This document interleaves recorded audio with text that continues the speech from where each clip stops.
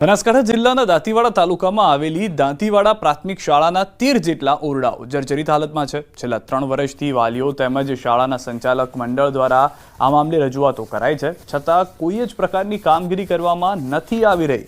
હાલ 400 થી વધુ બાળકો ખુલ્લા મેદાનમાં બેસી અભ્યાસ કરવા મજબૂર બન્યા છે। અત્યારે આ શાળા 17 ઓરડાના બાંધકામવાળી છે, પરંતુ 13 જેટલા ઓરડા અત્યારે જર્જરિત થયા છે। આ તમામ 13 ઓરડામાંથી રોજે રોજ એક બાદ એક છતના પોપડા નીચે પડી રહ્યા છે, જેના કારણે અત્યારે શાળાના આચાર્ય દ્વારા આ તમામ 13 ઓરડા બંધ કરી બાળકોને ખુલ્લામાં અને શેડ નીચે અભ્યાસ કરાવી રહ્યા છે।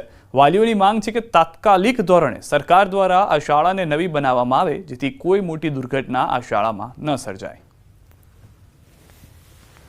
અમારે ધોરણ 5 અના વર્ગમાં શિક્ષિકા બેન શિક્ષણ કાર્ય કરાવી રહ્યા હતા, જે ચાલુ વર્ગ દરમિયાન જ કે જે ચતુઃસપાટ દેખાતી સીલિંગમાંથી મોટા પ્રમાણમાં પોપડા જે શંકા પણ ન જાય એવી સ્થિતિમાં હતા, એવા તૂટી પડેલા અને ટેબલ અને ખુરશી પડવાથી ભાગી સદનસીબે બેનશ્રી અને બાળકો સાઈડમાં બેઠેલા હતા, જેના કારણે બાળકોનો અદ્ભુત બચાવ થવા પામેલ અને બેન પણ બચી ગયેલ। આ ઘટના બની છે। બેની રિસર્ચ પછી અમે લક્ષ્મીબેનનો પરેડ આવ્યો, લક્ષ્મીબેન ઓલા રૂમમાં ગયા હતા, ત્યારે અમે ભણતા હતા।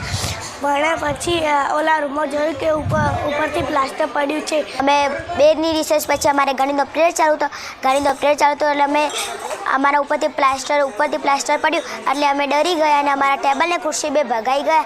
એટલે હવે તમે સરકારને કહી કે અમારા માટે નવી સ્કૂલ બનાવે અને ડેમેજ કરવાના જ છે। લગભગ 1909 ગામ પુનઃ વર્ષે તારીખ મને સાલની ખબર નહીં, પાછી ખબર રાખજો। એ ડેમેજ કરવાની વિનંતી છે મારે, અને બાળકોને ભવિષ્ય બગડા ના, કોઈને નુકસાન ના થાય આપણે વિનંતી। એટલે છોકરા બધા મેં દેખ્યું ને તો છોકરા બધા આખા વાલીઓ છોકરા બહાર બેઠા છે। એટલે મેં મારા છોકરાને પૂછ્યું કે બેટા કેમ બહાર બેઠા, કે પપ્પા કે સ્કૂલમાં થોડું ડર લાગે છે, સ્કૂલમાં પોપડા બીજા પડે, પાણી બીજું પડે, પોપડા પાણી પડે, વરસાદના કારણે પોપડા ધીરે ધીરે થોડા ઓછા પડે। એટલે રાજસ્થાનમાં હમણાં હિસ્સો બનેલો છે કે રાજસ્થાનમાં હમણાં છોકરાઓને સતવાટી માથે પડેલી છે। પ્રાથમિક શાળા લગભગ 2 વર્ષથી છે જર્જરિત, અને અગાઉ દાંતીવાડા પુનઃ વસવાટ ગામતળ વસેલું છે, ત્યારનું 40 વર્ષથી આ બનાવેલું છે। એના પછી કોઈ 2 વર્ષથી તો ગ્રામ પંચાયતને દાંતીવાડા ગ્રામ પંચાયત અને SMG કમિટી આ ઠરાવો કરેલા છે, અને હાલ નવા પણ ઠરાવ કરીને આપ્યા છે। મામલતદાર ઓફિસ આપ્યા છે, CDO ઓફિસે પણ આપ્યા છે। તો તાત્કાલિક ધોરણે નવી સ્કૂલ પાડવાની મંજૂરી મળે અને નવી સ્કૂલ બને તો ભવિષ્ય બાળકોનું સુધરે।